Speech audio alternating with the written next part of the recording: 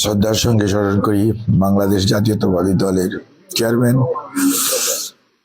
গণতন্ত্রের মা, সাবেক 3বারের প্রধানমন্ত্রী মরহুমা দেশনেত্রী বেগম খালেদা জিয়াকে। দিনাজপুর 6-এর সকল পর্যায়ের ভোটাররা যে স্বতঃস্ফূর্তভাবে এবং উৎসবমুখর পরিবেশে ভোট, তাদের যে অধিকার সেটা প্রয়োগ করার সুযোগ পেয়েছে দীর্ঘ 18 বছর পরে, সেজন্য আমি মহান রাব্বুল আলামিনের শুকরিয়া আদায় করি।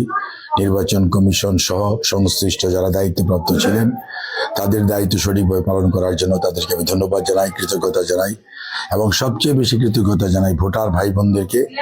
যে সমস্ত মা বোনেরা, মুরব্বীরা এবং ভোটাররা এলাকাবাসী উৎসব মুখর পরিবেশে তাদের অধিকার প্রয়োগ করেছেন, সেজন্য তাদেরকে আমি সংগ্রামী সালাম জানাই, অভিনন্দন জানাই, কৃতজ্ঞতা জানাই।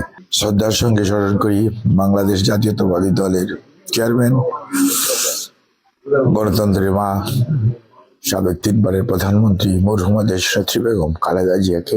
আল্লাহ রাব্বুল আলামিন ওনাকে বেহেশত নসিব করুক।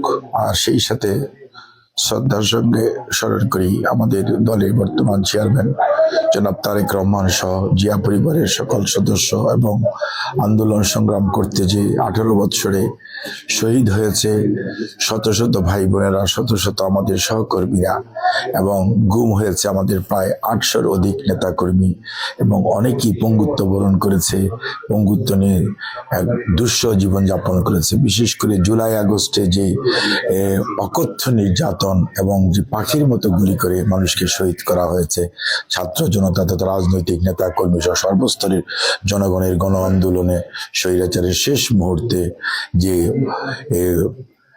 দৃশ্য বাংলাদেশের মানুষ দেখেছে, আল্লাহর কাছে দোয়া করি এই দৃশ্য যেন বাংলাদেশ আর কোনোদিন পুনরাবৃত্তি না হয়।